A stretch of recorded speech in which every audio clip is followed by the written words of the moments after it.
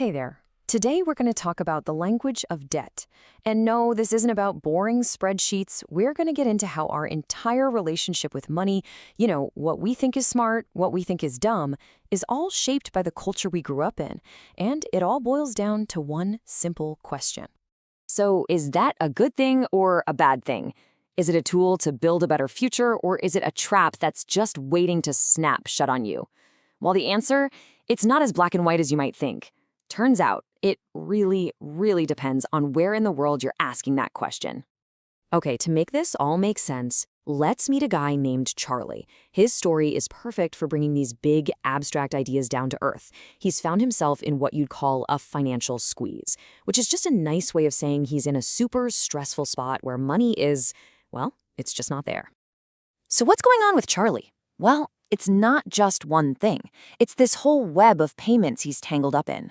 We're talking about the mortgage, the loan for his house, his car payment, credit card bills, and even his son's college tuition. Look, this isn't just random spending. This is the stuff a normal life is built on. But now all those building blocks are threatening to come crashing down because he just can't pay the bills anymore. So how did he get here? It wasn't some huge mistake on his part. It was something way bigger. A recession. When the whole economy takes a nosedive, people lose their jobs. That's what happened to Charlie. His job just vanished. And all of a sudden, the very things that were supposed to be supporting his life, they turned into a trap. And this is where it gets really serious. If Charlie can't figure out a way to pay his bills, he's going to be broke. I mean, flat broke, with absolutely nothing left. It's a simple little word for something totally devastating. The life he spent years building could just get wiped out. The stakes for him? Yeah, they couldn't be any higher. Okay, so when you look at Charlie with all that stress and pressure, it's really easy to just say, yep, debt is a trap. And I get it. But is that the whole story? Let's use his situation as a jumping off point to look at two totally different ways of thinking about this whole debt thing.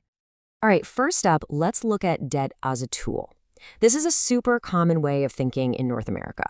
Here, borrowing money isn't just something people do. It's often seen as a totally necessary, even smart, step to building a good life. So how does that actually work? Well, in this system, if you want to make those big purchases, a car, a house, the path starts really early. I mean, you've got people as young as 18 being told, hey, you should get a credit card. And the goal isn't just to go on a shopping spree. The real goal is to build up a good credit history. If you can prove that you can borrow money and, this is the key part, pay it back on time, you basically unlock the next level, getting much bigger loans down the road. The whole system is literally built on using debt to create future opportunities. Okay, now let's do a complete 180. We're going to flip this whole idea on its head and take a trip over to Switzerland. Why? Because their cultural view on debt is the total opposite. Over there, it's not seen as a tool at all. It's seen as a trap, something you should avoid like the plague. The whole belief system there is built around this idea of extreme caution. It's like a deep cultural instinct.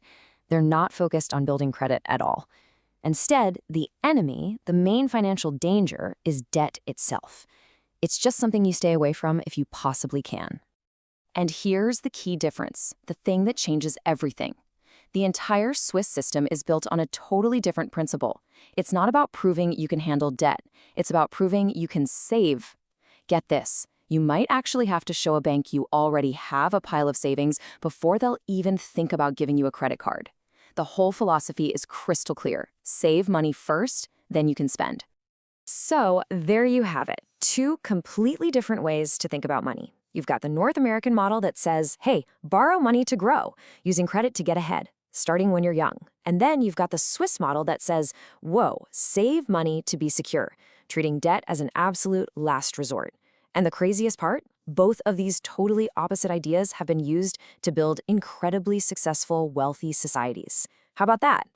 Okay, so what does this all mean for you and me? This is really the heart of it all. It's about understanding your own money mindset and figuring out where it even came from. It's about realizing how the culture around you literally shapes what's in your bank account, and maybe more importantly, what's going on in your head when you think about money. And this right here, this is the big aha moment. Whether you personally think debt is a smart tool or a dangerous trap, that gut feeling you have, what feels like common sense to you, it's not some universal truth. It's really just a cultural script. You learned the lines. It's a set of beliefs you picked up from everyone around you.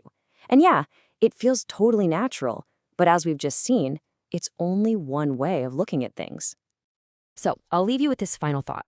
This isn't about which system is better or worse. It's about understanding your own programming. What did you learn about money growing up? What does the world around you push you to do? Basically, what's the cultural script that you've been following? And maybe the most important question of all, is it still working for you?